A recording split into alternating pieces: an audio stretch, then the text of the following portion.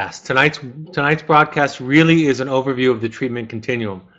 And I think when I was thinking about what topic to present on tonight, I think this addresses, I think, most of the common questions that I get from parents as they move through this process.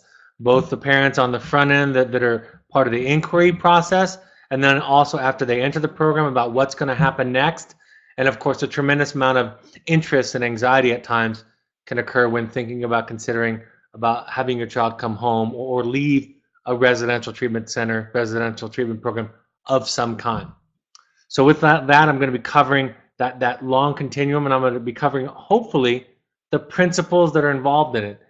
As I often talk about, and I think the value for me that I think about in doing these webinars and then in the writing that I do is it's really about learning how to think differently, right? It's about a way of thinking about things, a sensibility, a way of being in relationship to our children and to their challenges and to their problems. I don't think that a lot of parenting can be legislated. I don't think it can be, we can use a lot of templates. I know the skills can help. I talk about that all the time, about how skills and tools can help. But without a direction, without an overall paradigm or way of being in relationship with somebody, those tools and skills can be hollow. So as I talk about moving through the process, I'm also going to be suggesting or talking about a way of thinking about your child's progress, your family's progress throughout this entire process. I'm going to touch on wilderness and why it works, how it works, why it's effective.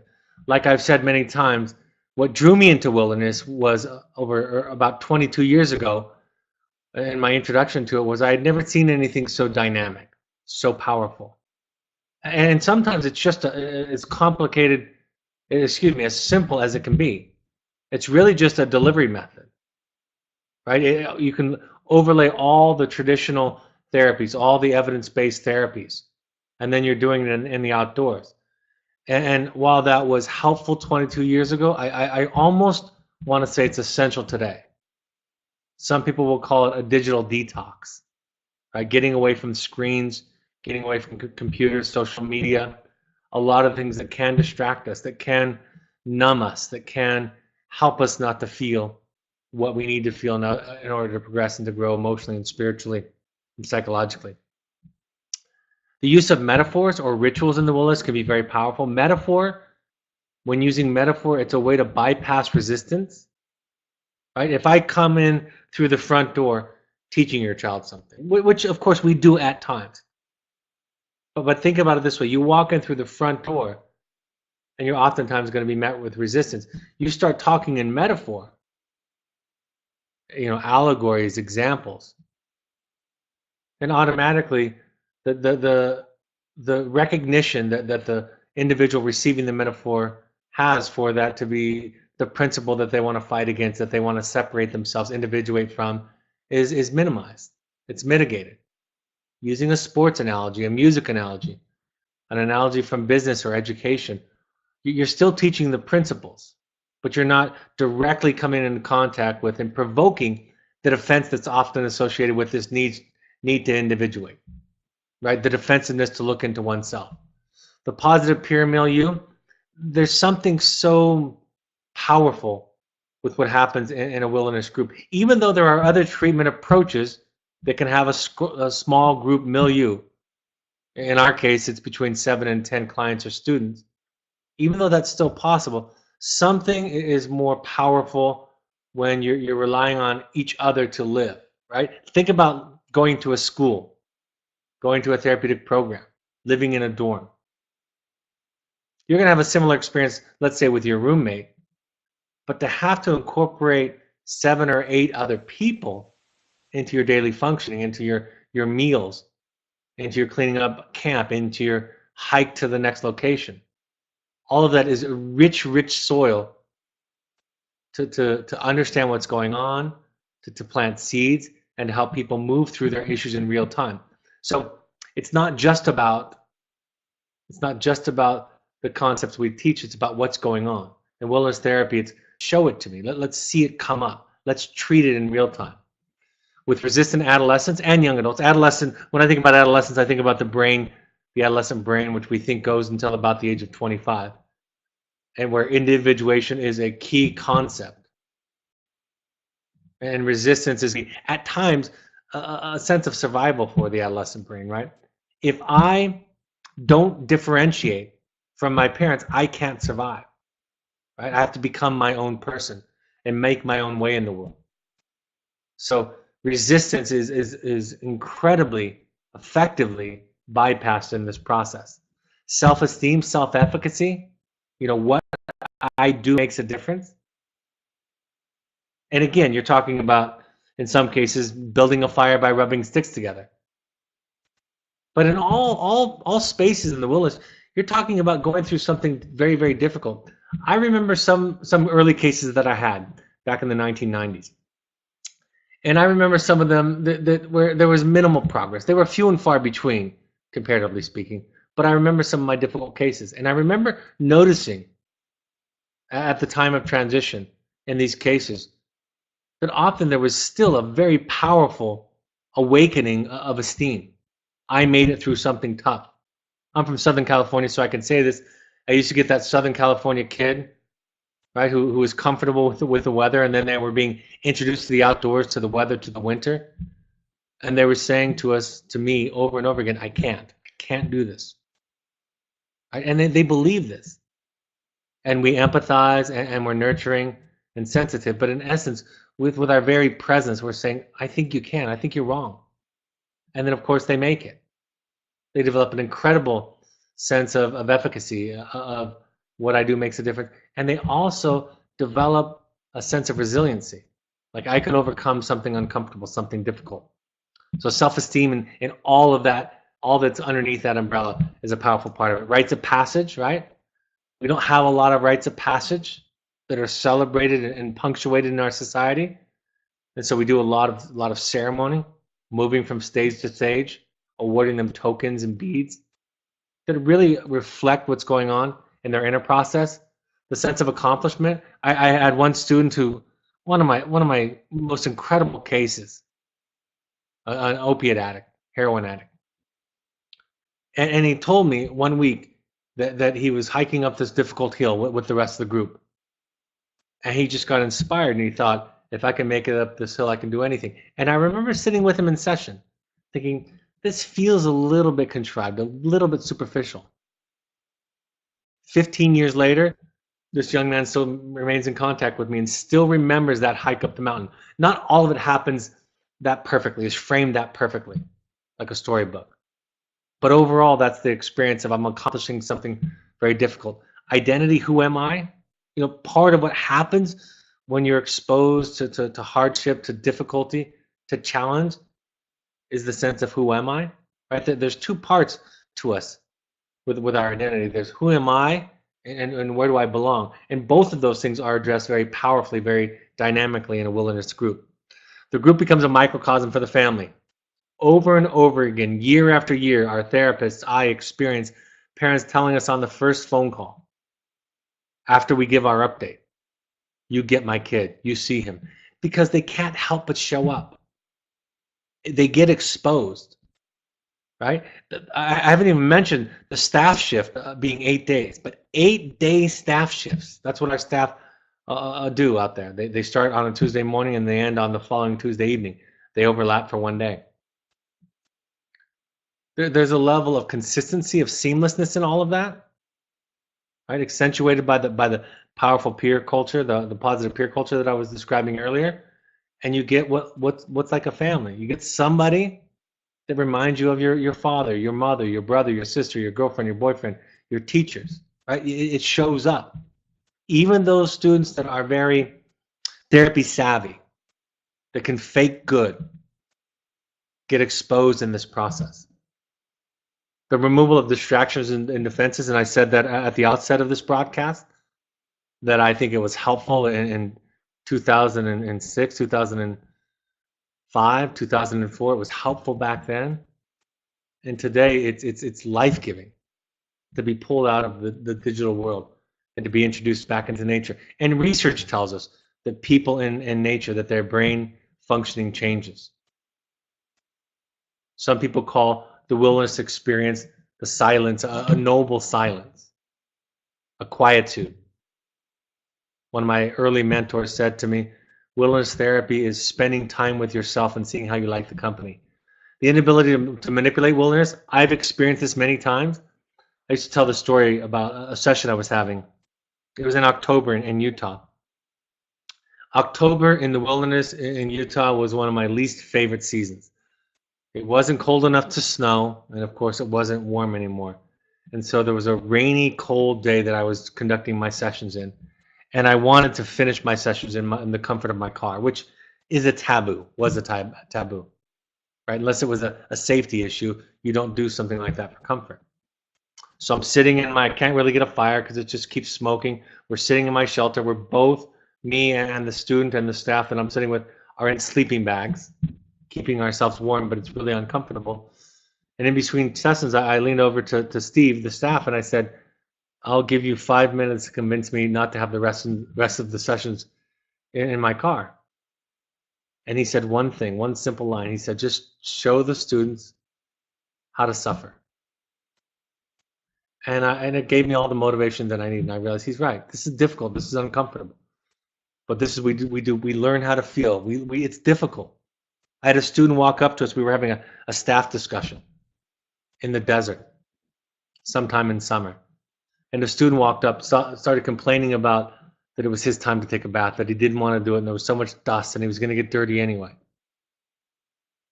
And one of the staff tried to talk him out of it. And I said, hold on just a second. I said, it's hard. It's hard to live out here. It's hard to live primitively. It's hard to live with the elements that you can't control. I get it. You're right. It makes sense. And the student just absorbed it and walked away and took his bath.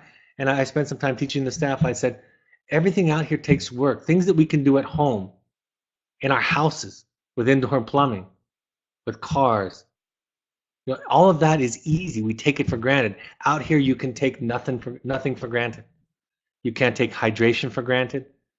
You can't take skin safety for granted, bugs, hot and cold. Everything is work. It's not punitive, but it's challenging.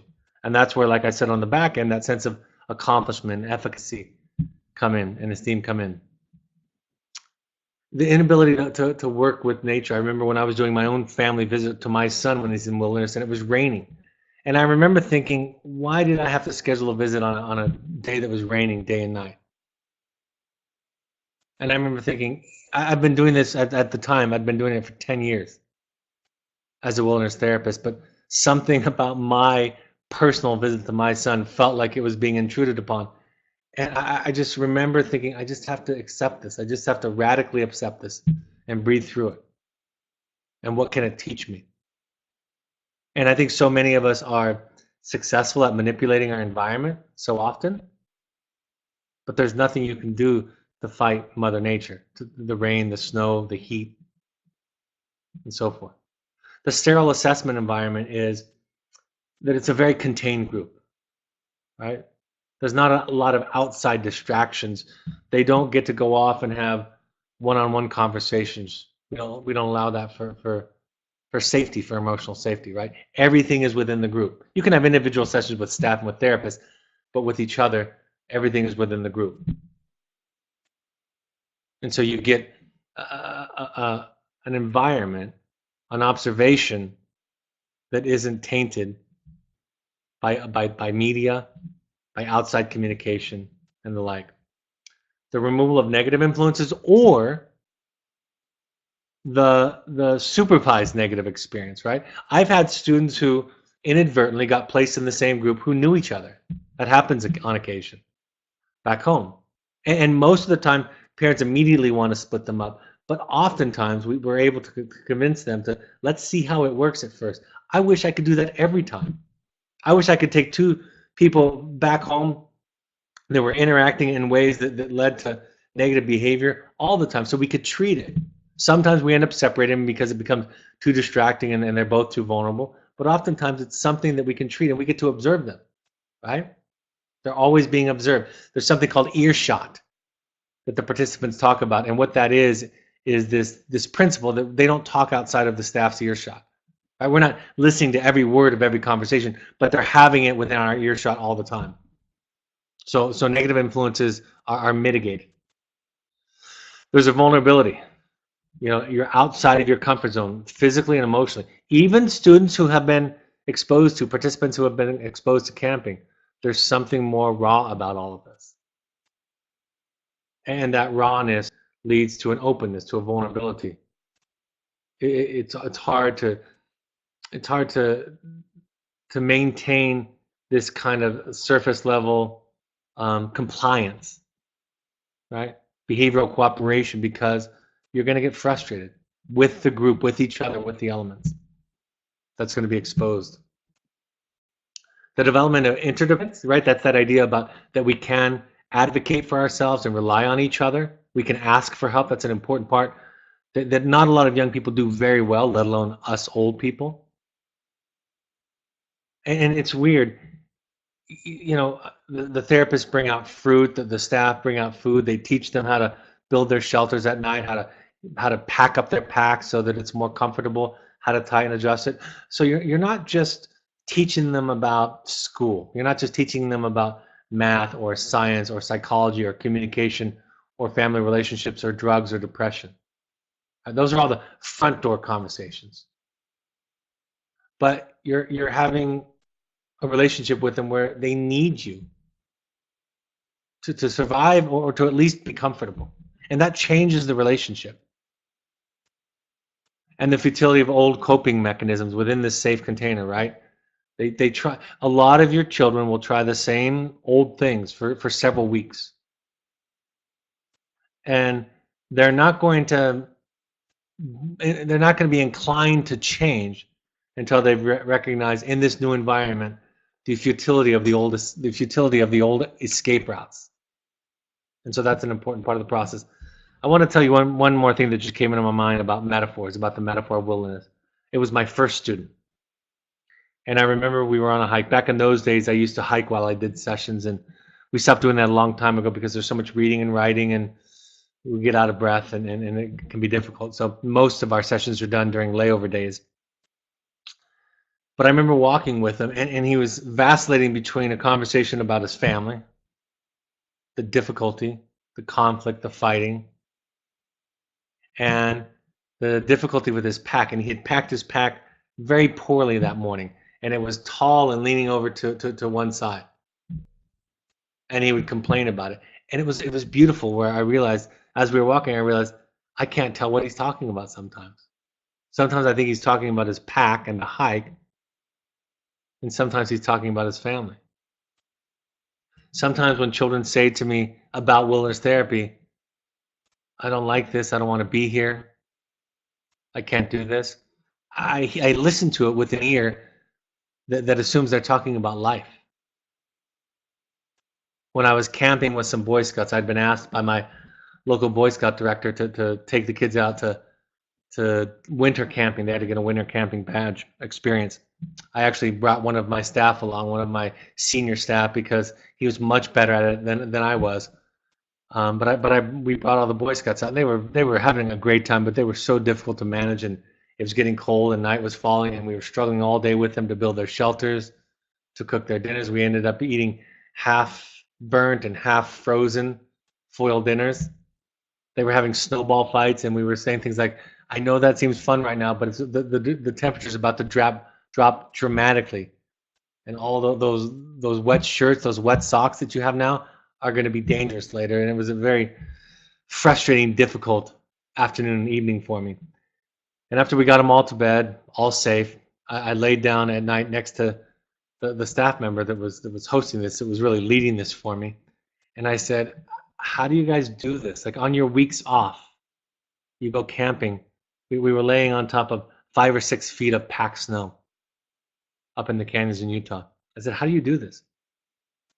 And he said so plainly, so matter-of-factly, he just said, it doesn't get any more real than this. The first staff member, not clinically minded, but the first staff member that I ever talked to when I started doing this, I said, what is wilderness therapy? And he said, Brad, it's on the ground.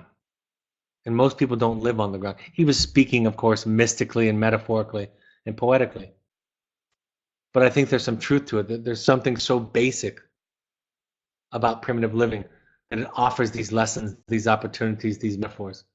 And it becomes very powerful. It becomes a very powerful foundation. Like I said, it's a sophisticated and comprehensive clinical model in a beautiful delivery method. That's what wilderness therapy is. So what are our goals and objectives? These are some. It's a wake-up call. I think a lot of people think of it like that because it's a shock to the system. It's a culture shock. It gets their attention and creates a new bottom for them. It buys some time for a family in a crisis, right? You don't want to make long-term decisions in a crisis. So it sets a pause for the family and intervenes and gets everybody safe. There's obviously therapeutic benefit, and that depends on the individual participant, the therapeutic approach, what are the objectives, but it's therapy. In my estimation, it's some of the most comprehensive clinical work I've ever seen. And I go around and I visited, by this point, hundreds of treatment programs, all different models that I respect. I don't see any that surpass wilderness therapy's clinical sophistication, at least what we introduced into the industry, to the field, back in the late 1980s. So there's therapeutic benefit, all of the evidence-based models that you would use in any kind of setting. It's an assessment. It provides the family, the consultant, evaluative feedback. You know, what's going on, what works and what doesn't. I say to the staff to help them stay in a position where it's something they can control and something where they won't lose, which is, even if the child is resistant, I want you to tell me the 2 or 3 or 4 things you tried this week that didn't work. And when you can do that, we're learning something. You know, peer feedback doesn't work.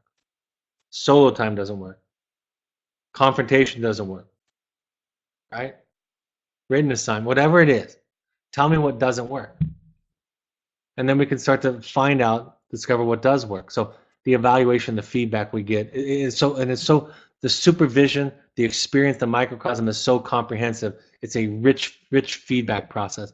I think one of the greatest challenges for a lot of our families is you go from wilderness therapy to virtually any other setting, and all of that gets watered down a little bit. For various reasons that I've shared, the staff, the level of sophistication, the level of intensity, and so forth, as it should be. People don't need to, ought not to be in this level of care for months and years of their life. Right? This is a primary care setting. So we provide the evaluation, the assessment, the feedback. The family therapy work.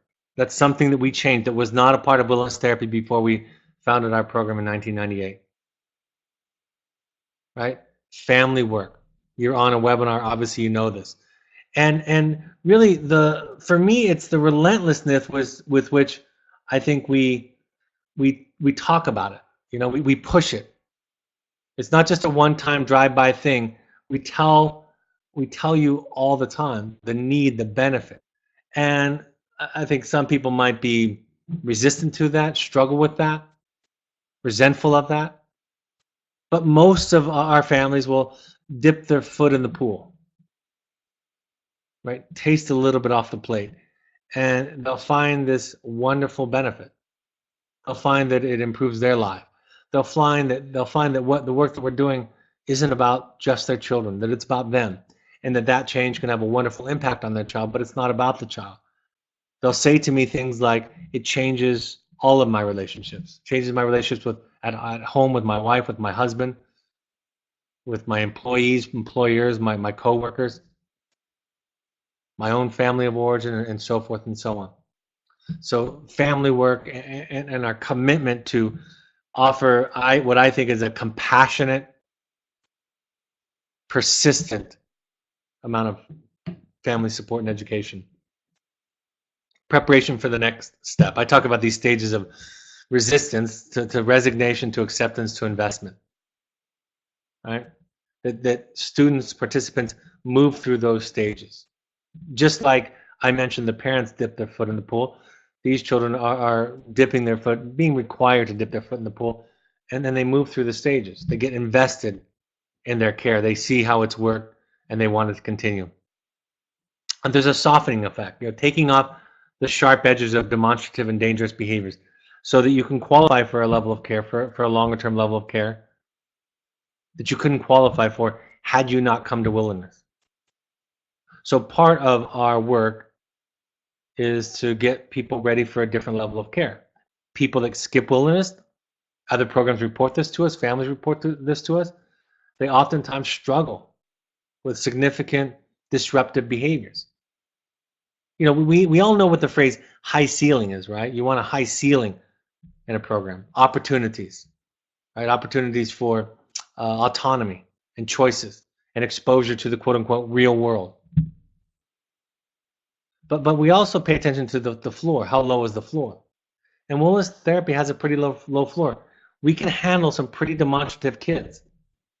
Self-harming, suicidal ideation, right? Rebellious, disruptive, non-compliant. We can handle a lot. It just works well with these small groups and the container that we have. We can be patient with them and compassionate with them and non-punitive and non-behavioral in the process. And over time, those sharp edges get smoothed out a little bit. So they're ready for a different kind of care. Families, sometimes their children will say to me, if I'm going to go to aftercare, why don't I just go now? Why do I have to be here? And my answer is because you'll have a different aftercare that you'll qualify for, right? It won't be the same aftercare program, the same school as it would be if you didn't go through this program. It'll be different. That's what I call the softening effect. Changing levels of long-term care or aftercare, that fits with that. Socialization skills, it's a wonderful place to practice socialization skills because you can't get away from each other. You know what it's like. We know what it's like when you spend a lot of time with somebody that even as a good friend, go on vacation with a good friend. Spend 4 or 5 days with somebody on a business trip, a colleague that you get along with, and you both like each other. And we realize it's harder, right? That's why families are so hard. I love it when people say to me, when clients and students would say to me, I get along with my friends, just my family. And I say to them, realistically, family relationships are really the only measure of our mental health, right? I used to say to them, if you're not getting along with your friends, you're crazy. It's easy to get along with friends, relatively speaking, because you can walk away from each other. You can't walk away from mom and dad, brother and sister. So that's really the test of how healthy all of us are. It's not absolutely true, but it's I used to use it as a discussion. So learning to socialize and becoming more like family, that microcosm is something that is challenged, that is assessed, that is treated, that is changed. The assessment that both from the natural observation that I've mentioned all throughout, that we're watching them and that they're in this setting where they get exposed, to objective testing that can be provided out here while they're in a stable, substance-free environment. You know, so much more effective than somebody in outpatient care. There are various models. I'm not going to go into this a lot. There is a webinar on best fit aftercare, how to choose the best fit. There's one stage or two-stage model. Sometimes you'll go from here to a secondary care to a step-down program. Sometimes you'll go straight to a step-down program, then to an IOP, which is intensive outpatient, or just outpatient therapy, or traditional school, traditional college, small college. So there's all kinds of settings. Length of stay varies. Oftentimes the more intense ones are going to be shorter length. Sometimes the step downs are going to be longer, but that can also vary. How much tolerance do they have? That's that floor idea that I was talking about. How much and early on in my career, I saw great progress, and I was too optimistic in my recommendations and assessment because this is a strange concept, but wellness therapy is also, because of what I've said all along, is the most supportive environment that these students, clients are often in, right? In other words, in many ways, not in all ways, some ways it's challenging, like I said, but clinically, it oftentimes is the easiest place that they'll ever be. And so these other settings with different staff shifts, different level of intensity, different priorities, right? They get introduced into school and in work sometimes. I use the juggling analogy, right? At VOC, we teach your children to juggle with 3 balls, and we get pretty good at it. They get pretty good at it. Then they leave us, and they get handed 2 or 3 more balls, and they drop them all, right? They can't juggle 6 balls, so they drop them all. Have they forgotten how to juggle? No. But they were only being asked 3, and now 3 more have been introduced. And so that becomes part of the process for them. Choices and regression, right? How much opportunity, temptation, how many choices are they provided? And understanding that regression is a part of it. I think that can be difficult, especially with parents that have been traumatized so much by their children's choices. And so regression is a trigger. We can have a post-traumatic stress reaction to it. But understanding that within a certain context, with safety nets, we want to have them have the opportunity for some regression so that we can treat it. It's a buffer, right? It's a buffer between you and them. Wilderness is a bigger buffer, and the more liberal the environments, the thinner the buffer, right? You get a phone call and a letter once a week from us, and we give you the week's report. Some of these schools and programs, they get their cell phone back, right? That's on the most liberal end, and then there's everywhere in between. So the question is everybody ready for that kind of integration, or are we going to see triggers and regression and hopelessness and frustration get so significant that things come to us to a halt? How clinical is it? How much academic is involved? What kind of academic support is there? Does your child have a learning difference that needs to be accounted for, supported, accommodated? Is it a highly academic setting where there's a lot of pressure? Is that something that they can do well with? How much parent involvement, right? And that involves, that question comes up in a lot of ways. How much family involvement, parent involvement is necessary? How much of it is beneficial? How much of it is wanted by anybody? All of that becomes part of the question. Mental health or addiction or both. A lot of programs will call themselves dual diagnosis, which means they treat both. Some are and some aren't. Some are better at it than others. We have some fantastic dual diagnoses therapists at VOC. And that's why when I go around and hear about it and I talk to them, I don't see that kind of quality, that kind of commitment to both. Co-ed, should it be co-ed or not? Typically, with adolescents, I tend to think that co-ed isn't necessary, isn't beneficial, although lots of people want it. Young adults, it's more often co-ed, although some sober living environments and sober homes and treatment programs are single gender. With all else being equal, I don't have a lot of opinion about which it should be, but it's something that the therapists will ask, is it relevant to your child? Is it a family smile, so there's small group home type experiences?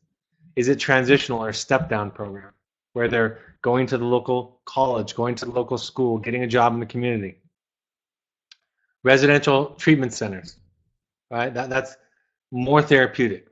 Therapeutic boarding school it feels a little bit more mainstream. Programs outside of the U.S., which give them other experiences, Costa Rica, Samoa, and the like. They get cultural immersion. And again, cultural immersion and exposure is another way to bypass resistance, right? Because the culture doesn't look and smell and sound and taste like our culture, but they teach so many of the same values. I loved when I visited Samoa years ago because the emphasis on family and we was such a juxtaposition from American culture and helped bring a lot of those young men into balance. 12-step treatment center or oftentimes just focus on substance abuse.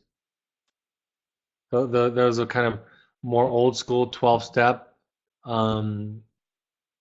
more challenging and confrontational sometimes. Is it experiential? Right? Did they do well here? Was that one of those elements that we identified here that had a positive and dramatic effect on them? And so does it have experiential learning, service, travel, outdoor even, recreation? Is there something that they can do recreationally that they really enjoy and thrive with? It still can be met. All of their clinical needs can be met. Making sure you prioritize which is most important.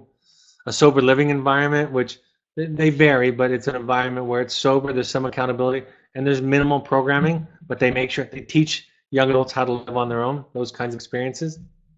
Wellness therapists think about criteria. How much family involvement versus individual treatment is there? Is this more about treating the individual, or do we involve the family? Is it a systemic approach? That depends upon the age of the child, the diagnosis, the family willingness, and then how much they're going to benefit. Physical activity.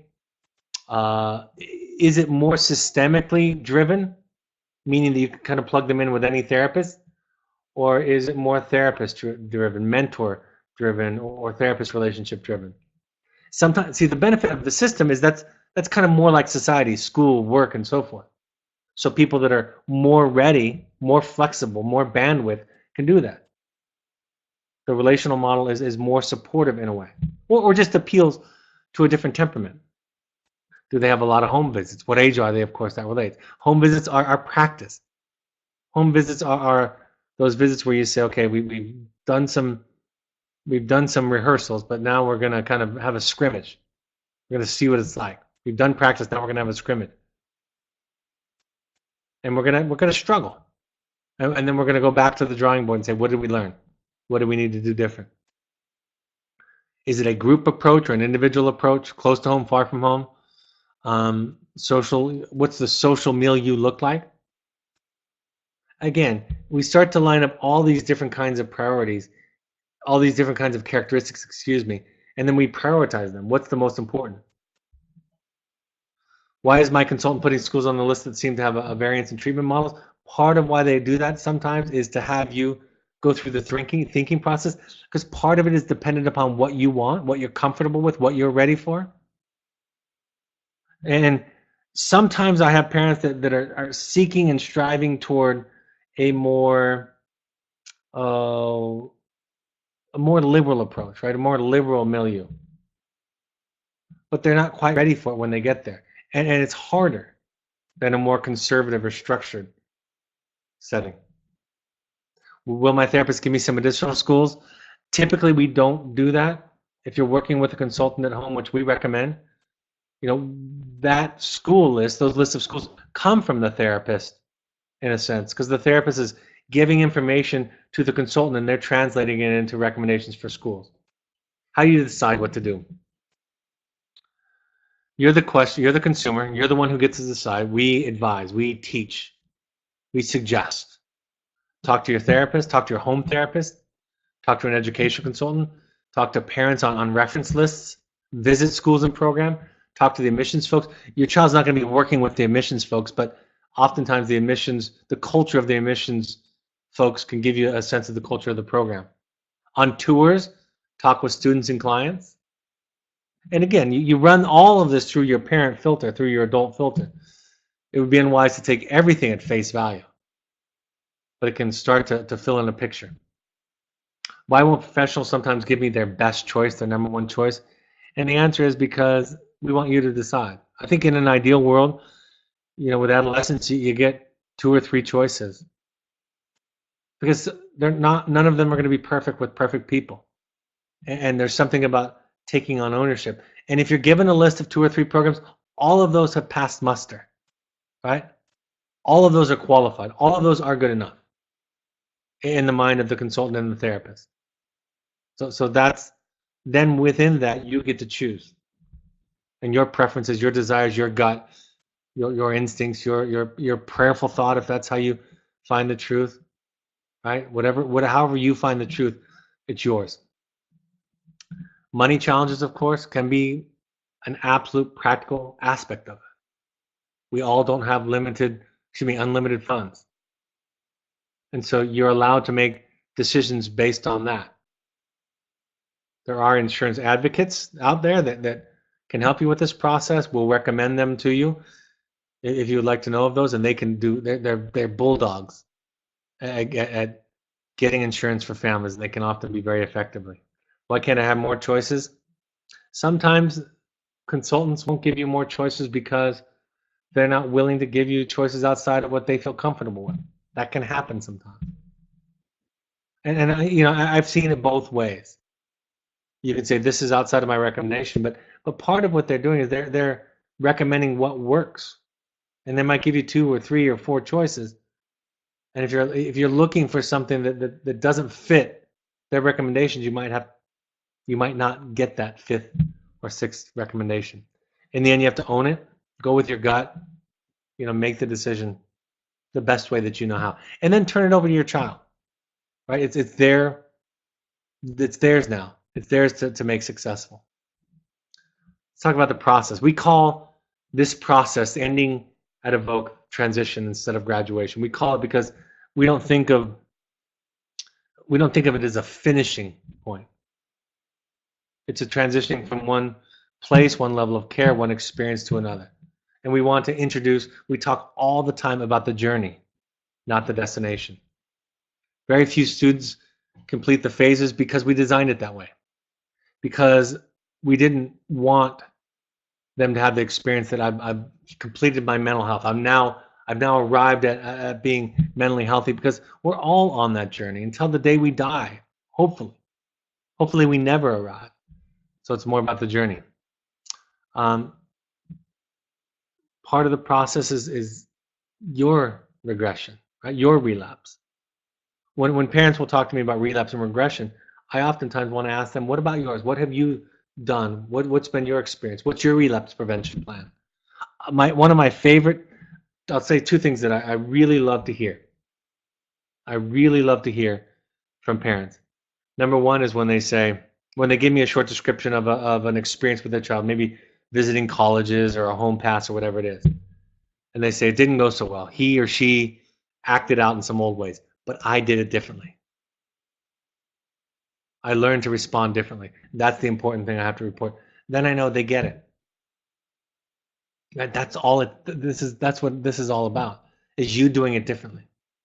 The second thing that I really enjoy hearing from parents, really value, honor, and respect, is when a parent comes to a parent support group, a parent experience, and says, usually this is after the child is out of our program for some time, out of aftercare, and says, yeah, they're not doing well right now, but I'm doing okay.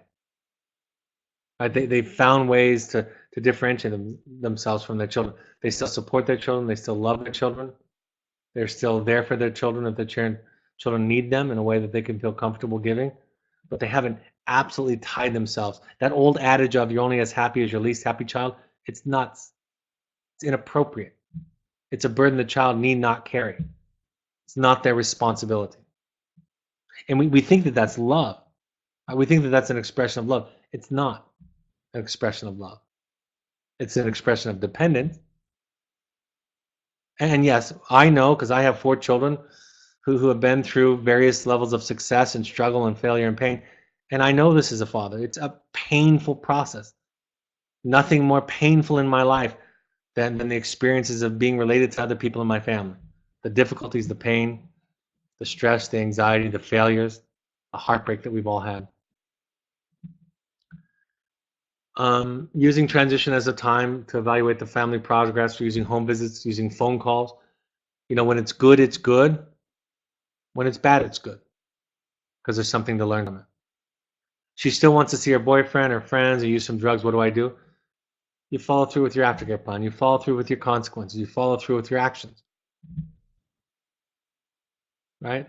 This is why we often recommend aftercare, is because even though they've had a lot of success here, even though things have stabilized here, those desires are still in them. And oftentimes when parents visit, they hear old requests, old desires kind of creep and leak out of the child. And they think, I thought we were past this. And not totally. It takes time. I thought we had talked about this and settled it. It's like, they say that you're either pregnant or you're not pregnant. I think that's sort of true. Right? Because obviously I've had 4 children, so I've been through the process as a father 4 times. And there's pregnancy when you find out your wife is pregnant as a father, speaking from a father's perspective. That's one thing. And so you feel the excitement, whatever comes with that. Then there's the pregnancy when your wife gets sick, if that's something that happens. Then there's the pregnancy when she starts feeling comfortable with her body growing. Then there's the first time you feel the baby kick, the first sonogram, the first heartbeat, right? Then there's labor. Then there's birth. Then there's taking the child home from the hospital. So even though, technically speaking, you only get, in this example, you only get pregnant once, but there There are new pieces to it, new awarenesses, new levels of it. I remember when I took my second child home from the hospital while my first child was only 2 years old. I remember thinking, this is different. Just this moment. Two of them. Now we're kind of evenly numbered. My wife has one, I have one, and now we both have to be on all the time. Or if we're alone, they outnumber us. I talk about during the transition process to adolescence, and sometimes parents take young adults. Oftentimes they go by themselves. But I'll say, make your parents sad to drop you off, not grateful to drop you off, not relieved to drop you off. Can you do that? Or is this just going to be an opportunity for you to slide back into old patterns of manipulation? And transition will hurt no matter how well you're prepared. I think for most families, going from evoke to a therapeutic placement afterwards, a longer term one, I think for many people that's more painful, more difficult, because it's longer. And we're excited and we've seen progress and we've reconnected. We've experienced some beautiful things together. And that's hard. And aftercare is less dynamic. Right? It's not a crisis, it's not primary. It's to be more like real life. Be prepared in the next setting for that regression. Like I said, that's part of the process. It's a bigger box. Wilderness is a smaller box, which is something that people complain about. Kids complain about. Young adults complain about. It's a small box. But it also means that, like I said, it's easier to negotiate. So when the bigger box shows up, there's more choices. The emotional safety, it's more life, right? You're having regular staff shifts, more staff, teachers. You're around more people that don't have therapeutic training at the level that a therapist and a wilderness field staff has. Right? You might be engaged in the community. And so all of a sudden, it's like being a little child in your shelter, and then you're moving out to the world, and it doesn't always go as well and as supportive as wilderness does. You have to balance therapy with other spheres of life. And at Evoke in wilderness, therapy comes first. Right after physical safety, we'll interrupt anything for therapy virtually. Whereas some programs expect you to be able to make it through your math class without needing to have a standing group or a therapy session. At Evoke, because of the level of care that we're at, unless there's physical safety, we're going to stop a lot of things if a child needs to or wants to have a therapeutic discussion. It's often less individually focused than we are, right? We have great ratios, staff to student ratios, so we can give them a lot of attention. The pace of change is slower. You are insulated less from your child. That's that buffer idea that I described. Prepare yourselves for in most cases, not everyone, but in most cases, a different level of customer service due to the different stage of the treatment process, right? You have family coordinators, you have these webinars, although you get these webinars for life now that you've been to Evoke. You don't have that much that you have at Evoke. The parent portal, the letters, the parent coordinator, the therapist call, the archived webinars, the live webinars, the student journal, the pictures, right? You're not going to have that much, and so because it's more like real life. Don't be surprised when you get the letter in the first month or so that says, this is not the right place. These people are worse than I am. I can do this at home. I can do the same thing. I can do just as well at home. I don't need this. Don't be surprised when you get that. That's a time to breathe, to talk to your therapist, to talk to the therapist at the program, to not have a knee-jerk reaction, and to know that this is a part of it. This is a typical part of the process. You're going to have phone calls with and without the therapist. So again, that insulation is missing. You're going to be exposed to them. You're going to have to learn how in real time to respond with healthy, authentic, compassionate, kind, and strong boundaries. I tell parents this is not about getting it right. This is about becoming a student and learning. Even in my experience, if you can't ask difficult questions of your therapist at Evoke, I teach this all the time to our therapists, but at any program, they're not really serving you. So be a student. And if you get coached or corrected, talk about it. It happened to me in family therapy last week with my own child, my 15-year-old. The therapist said something that just didn't sound right to me. So I brought it up in session today, this morning, in family therapy.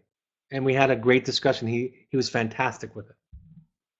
And then home visits. Home visits are to practice, right? It's not just to celebrate. It's to figure out what's working, what do we need to work on. So some take-home principles. They or you are not fixed, right? This is a process. Mental health is not healthy and unhealthy. It's a continuum with at each end of the continuums, very dramatic differences. But we're all on this continuum somewhere. And the goal is to make progress until we die, right?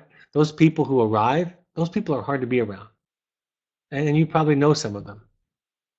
Maybe some of you arrived earlier and realized you haven't really arrived. I know that's been an experience that I've had in my life where I've thought I've arrived. But the people that are my people, the people that I connect to, can understand me, are the people who never arrive. They're always learning.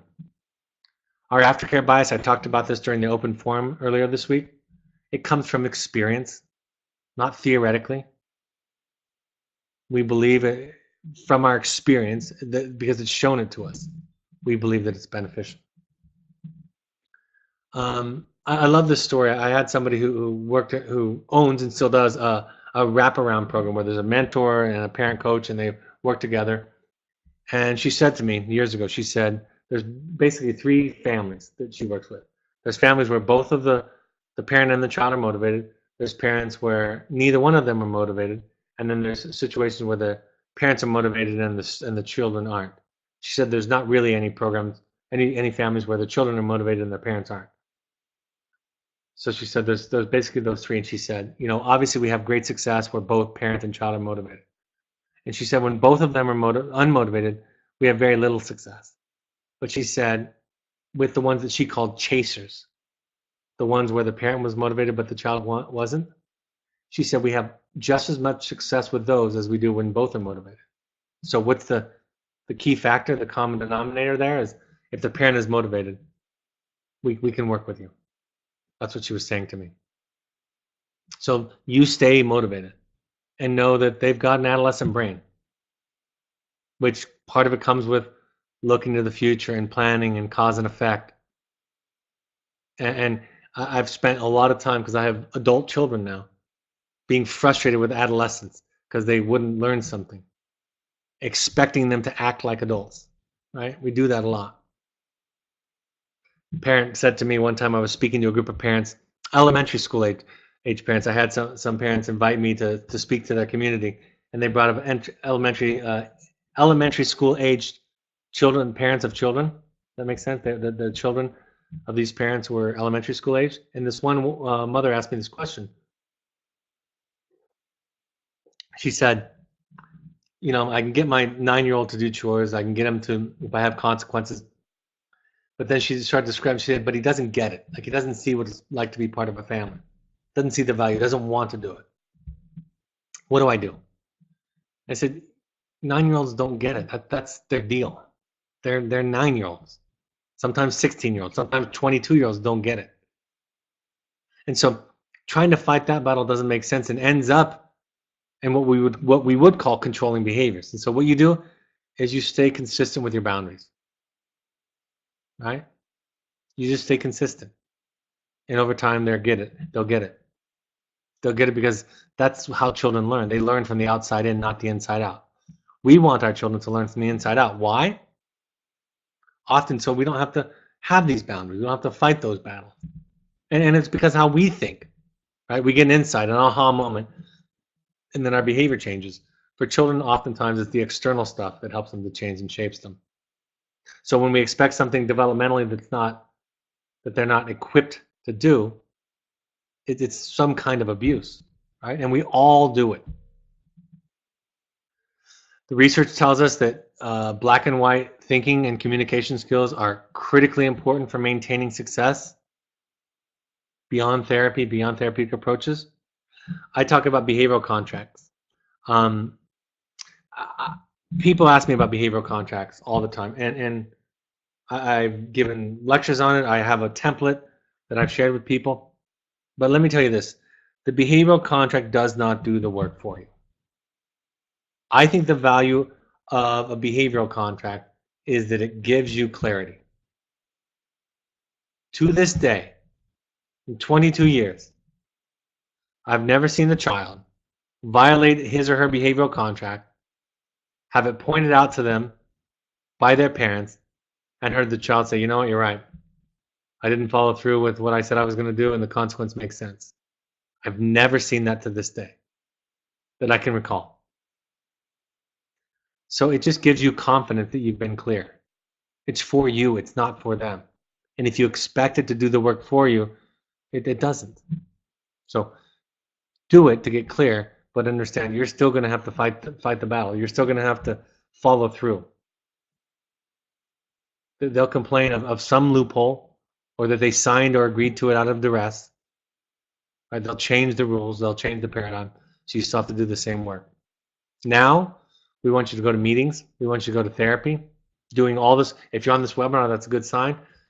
Equip yourself with parent thinking. Read my book, The Journey of the Rogue Parent. Start to listen to the podcasts.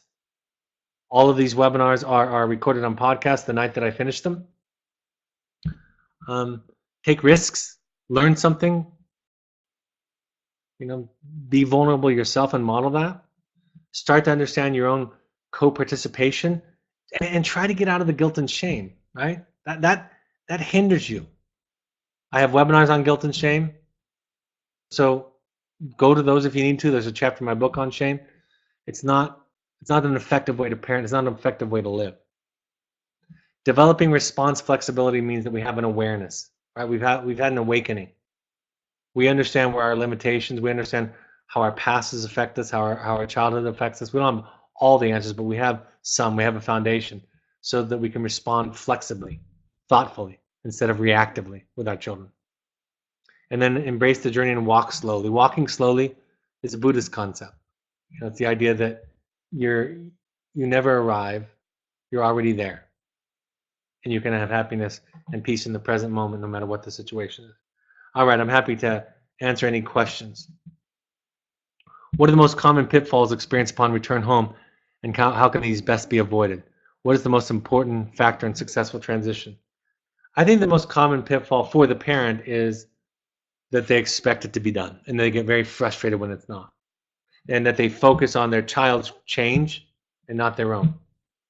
I've said this to families, and some people have misunderstood the intention, but I've said to families, the best way to approach this is expect that the other person in the equation, that nobody else in the family has changed.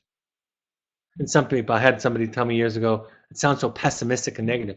And I said, I don't mean it that way. I mean, the only effective focus is on you changing. So I think that's the biggest mistake, is that people think it's done. I sent my son to Wilderness, and he went to a therapeutic school afterwards, and he came home. And we weren't done by any stretch of the imagination. But we had a common language, a common experience, a different foundation, a different starting point.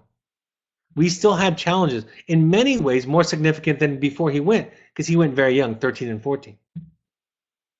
But we drew upon that, and still do to this day, on those early experiences. I still have in my mind significant experiences and letters and conversations and a field visit that affect me to this day, that inform my parenting to this day, and so does he.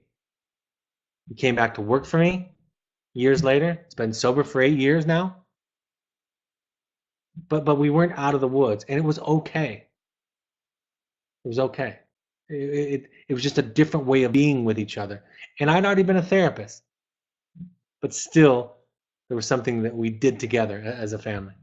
So those are the biggest mistakes and pitfalls. So staying on the journey is the best way. And the most successful factor in transition and work is expect it to be work, not celebration and conclusion.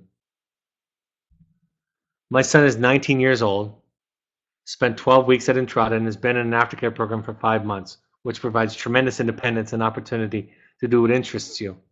I'm told he's a high-functioning participant there, holding down a job, taking a college course, but when he comes to therapy, they say he continues to be a tough nut to crack. He continues to cooperate with this path because we are his only way back to college, and he started, which is his #1 goal this spring. He has been sober since late January, except for one relapse at Aftercare. I'm anxious and scared to allow him to return to the college where his life blew up. Yet I feel like he deserves a chance to prove himself after all the work he's been through since January. Do you have any thoughts on how much we should control in his life, like drug testing?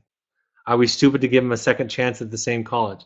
Smoking pot has helped him mask the stress in life, and given that it's legal and so commonly used.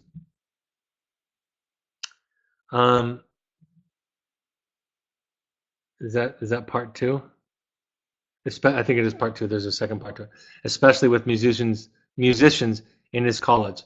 I feel like abstinence from pot for him will be challenging to say the least. I wish he could continue to work with his therapist from Entrada as he was impactful. Since leaving VOC, our son has not had the same respect for his therapist and seems to be going through the motions until he leaves. I appreciate any advice on how to best support his success and also protect our sanity. We've told him we have two other sons and our lives as well. So please make this your time. Make your time on earth meaningful. Thank you. Very well spoken, very well articulated, and great question. I think I can't answer specifically when is the right time for you to change your level of accountability. I talk all the time about what you feel comfortable with. And so there's no one right way. It's more about the thinking that goes into it. My experience is that it's never what do I do, but it's how am I thinking about it? What are the principles involved? So that's why being with a good parent coach, a good parent, we have coaching as a part of our program now. So if you go to our website, call admissions people, we have parent coaches that do this work. Our therapists at both Entrada and Cascade. So we have that now. But being with somebody that can help you learn how to think about the solution, eventually you're right. Eventually you're going to have to figure out that the accountability has to change. But you always have the right to it if you're providing support. And you might think, see, this is something I've realized in the past couple of months, maybe even less than that, maybe 6 weeks. I was talking to somebody and they were talking about similar kinds of challenges. And they were talking about how their home therapist told them to back off. And I've heard a lot of people quote a lot of home therapists saying that the answer is to back off. And I've realized for the first time what the problem with that is. The home therapist doesn't follow up with, and it might blow up. And he might get himself or herself into a hole. They might relapse and regress, and it might be a disaster in many ways. And that's okay. They don't ever say that part. They make the suggestion to back off, like if you back off, you'll get the outcome that you want. That's not what they ought to be saying. What they ought to be saying is, I think the dynamic is unhealthy. I think maybe if you back off, he can fall and it can become more relevant. And you've given them some tools. And regression and mistakes and poor choices are part of the learning process. Stay engaged, stay vigilant, stay aware, keep healthy boundaries, keep working on yourself, but don't try to prevent mistakes forever, right? So I don't know how to answer the question except for to say it's a way of being. It's a new sensibility. And I'm glad that you're asking it. I'm glad that you're on the webinar. Keep listening to the podcast. Keep reading the book. Read my book. Read Parenting from the Inside Out. Go to my personal website. Look at the 10 recommendations that I give on the book page, drbradreedy.com, and go there. Come to an intensive, a therapeutic intensive. Do deeper work for yourself. And just do your work. Stay out of the back and forth with your son about trying to prove to him that you're doing the right thing. Do stop that. Don't try to convince him that you're right or that he has to be okay with it or happy about it or agree with it. You just do it and let him be mad. And be empathic with him when he's mad. And say things like, I might be wrong. You might be right, I might be wrong. And learn how to lose. I've been talking about this a lot lately. Learn how to lose. Learn how to be an idiot and say, I might be an idiot. Stop trying to convince him or yourself that you're right, absolutely, and just do the best you can. I hope that helps.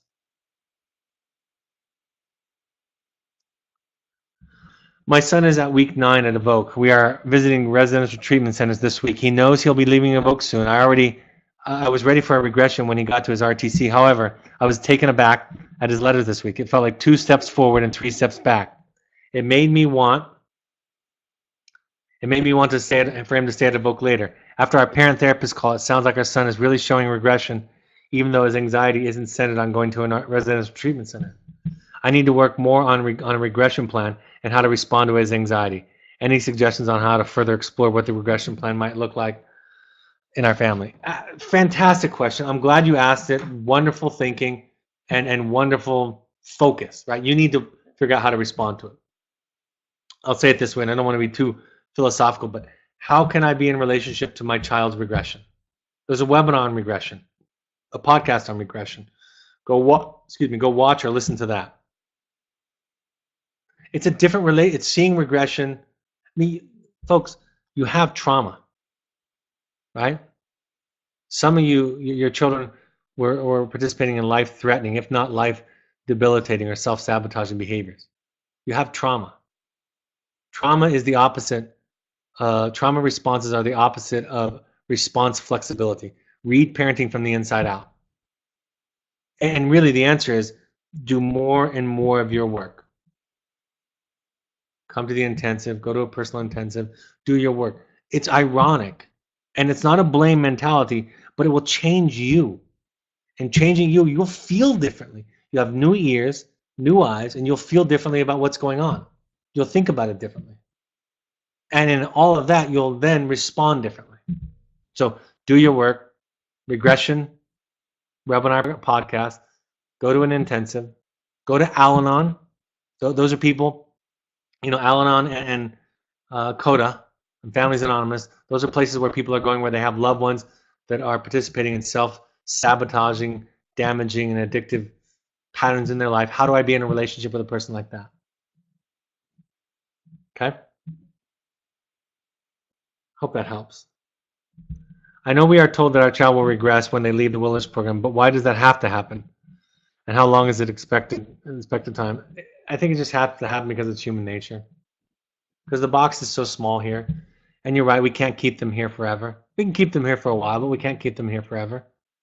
And they've kind of got to figure it out on their own. It's how people learn. And some of our children, they have to make every mistake more than once to kind of figure it out. And when we can maintain our own serenity, our own boundaries also, and know what I just said is true, we can respond to them with clarity, strength, and compassion at the same time, and patience. Believe me, I wish it was not as difficult as a father, for sure. Why does transitioning to an aftercare program have to be so long, 12 to 15 months? Why isn't they're not shorter transitions to get the child home? The answer is experience, really. I was talking to a consultant recently, and they said, I think I mentioned on a previous webinar that there are programs that are 6 and 9 months, and they said, Brad, that's not happening anymore. Those models are gone. And so I think it's just experience. When we started in 1998, I believe our average length of stay was 7.1 weeks, if I remember correctly, the first year. And now it's more like 9.1 weeks.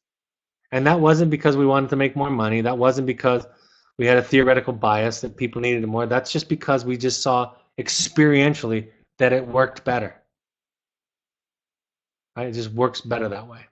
So that's the answer. It's really a practical thing. Al-Anon is about healthy detachment. But when a child has to be involved in life-threatening behavior, how can one detach? Very, very difficultly. It's hard. That's why you need support. See, I talk about this. Your children, especially the ones participating in life-threatening things, they require more bandwidth than another child. So you need more support. And by the way, more detachment doesn't mean more passivity. Right? People who go to Al-Anon and work the program are more assertive, more honest, more courageous than those who don't. In many cases, not all cases, of course, it's all individual. But people sometimes think detachment is about not caring, or detachment is about passivity or uninvolvement. It's not. It's changing the focus. It's changing the involvement. The serenity prayer. Grant me the serenity to accept the things I cannot change and the courage to change the things I can. That's the courage piece, right? It's hard to focus on what and act on what I need to change. It's hard to let go of what I can. So I just want to be clear. An Al-Anoner is, and I'm speaking generally, an Al-Anoner is more assertive, more authentic, more courageous, more active. And I think if we adopt the Al-Anon thinking, more loving. They're less reactive. They're less trauma-based. They're less controlling. They're less anxious, less depressed, right? So it helps you to be in a healthier relationship with somebody. That doesn't mean doing less or doing nothing. Sometimes you have to make big, difficult, scary decisions, and that's where the Al-Anon support can help you. All right, last question before we end tonight. My daughter has been in aftercare since March and is pretty close to moving to the next phase, which will bring her to home visits. I am so thankful about the comment about working on my own relapse and regression program. I appreciate the co-participation comments also. The triangle between me, my husband, and our daughter is a great concern for me. Sometimes I really have to watch for and be thoughtful about this as our relationship is more of a struggle. You know, as I close, I just want to say that what I often say, which is your children don't need you to be perfect. They just need you to make your life your project. That's your project, your life. And then part of that project of being a parent is to parent. But we really do learn to parent differently. I'm a different parent now because of my work, my personal work, not my professional work, although there's some overlap in mine specifically. But I'm a different parent to my 9-year-old child that I have right now than I was to my 24, 25-year-old child 15 years ago because of my own personal work. I'm not more passive. I'm not less assertive. I'm more honest, more courageous. I think more loving. I have more capacity. And that's really the important aspect of love that I look at. It's not the feeling of love, it's the capacity, right? If love is just a feeling that we have or a dependence that we have, it has very little value. I've heard people report that they love their children that they are physically or sexually abusing. I've heard spouses who abuse their spouses say, I love her. So love's got to be more than just a feeling. It's got to be about capacity. Like Gandhi says, if we love other as other, we have heroically taken on the responsibility of our own differentiation, our own journey. And this heroism may properly be called love. And that's really what my book is about. The heroic journey of the parent is about developing more capacity, doing your work. That's the hero's journey. It's inward, right? That's what Joseph Campbell, the philosopher, is talking about in the hero's journey. We go out for the grail, but the grail is not the thing that we find. We find a new version of ourselves. You know, Rocky didn't win his first fight. Rocky was a classic hero's journey. But Rocky was changed, right? And the winning the fight wasn't the thing. And I know it's different than a child. We love our children much more than we love a heavyweight boxing title. But the principle applies the same. We think we're doing this to save our children, and we would do anything for our children. And what you folks who show up on a nightly and weekly basis show them and me is you're willing to make your life your project, to listen to things, to be challenged by things, to ask yourself difficult questions. All right, folks, I hope this has been a helpful point of contact. Any leftover questions, I'll answer on the open forum next week. We ask all parents to go to 612-step support groups. You can go to the websites, alanon.org, coda.org, or familiesanonymous.org to find meetings in your area.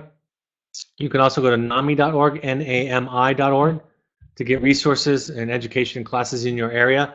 Please, if you're on social media, even if you just log on to Twitter, just follow us because announcements are made there. We're announcing all of our parent meetings that are coming now in the fall, other events that we sponsor. You can listen to all these webinars on a podcast for the rest of your life. The podcasts are to the public, so you can offer them to friends and acquaintances also. If you have an iPhone, you go to the podcast app and you search Evoke Therapy Programs. If you have an Android device, download the SoundCloud app and search Evoke Therapy Programs. Follow us on Twitter and Instagram. On Facebook, you can search Evoke Therapy Programs. On the Second Nature Alumni Foundation page on Facebook, you can learn about an organization that helps people that can't afford therapy. and you can go to our blog. Of course, my book, The Journey of the Heroic Parent, is available on Amazon. If you look at the buying options there, it's available. The Amazon warehouse is out of stock, but there are other buying options where you can buy a new book. So just click on that button there, or you can go to barnesandnoble.com. You can also get an audio version of it. Go to the Parent Alumni Foundation page on Amazon through the Amazon Smiles program. You can buy recommended books from our therapists, and a percentage of the proceeds goes toward the Alumni Foundation. Nashville is tonight. So if you're in Nashville and you're at the parent meeting, you're not watching this. I'll be in New York City on September 13th, Los Angeles on September 24th, the Bay Area in Corte Madera on Monday the 25th. In Washington, D.C., we decided today it's going to be Thursday, October 12th. You can also see the Wilderness play there that's playing at the Kennedy Center. We're also going to have a reception there. In Chicago, it'll be sometime during the week of the 13th. Toronto, to be determined. Email Andrea@evoketherapy.com for more information. If you want to do deeper work on yourselves, we have intensives and workshops coming up. The workshops, we invite all families to. We hope all families can come. The next one is September 23rd and 24th at Entrada. Contact Gail at evoketherapy.com to RSVP or for more information. And I run the Finding You workshops. These are 6-person workshops where we go deeply into your family of origin, kind of finding out who you are and making sense out of that in terms of your parenting or your relationships today. You don't have to be a parent of a child at Evoke to go to these. Somewhere near half of our participants aren't, so about half are. The next 2 are listed there. You can also do a private family one. You can also do a Pursuits program, which is a high adventure program. Kind of think of it as therapy light. Go to intensives at Evoke or email at intensives@evoketherapy.com for more information, or call admissions. You can also learn about our Pursuits program there. All right, folks. I hope this was a helpful point of contact. Thank you for staying on extra time tonight. Have a great evening. I'll talk to you next Tuesday, the 5th of September. We're already into September. Hope you have a happy and safe Labor Day weekend. And that webinar will be an open forum. We'll be doing those once a week now. So you can submit any questions before then, or you can also attend live and bring any questions that you have, any topics you want to talk about. Have a great weekend, folks. Take care, and I'll talk to you later. Bye-bye.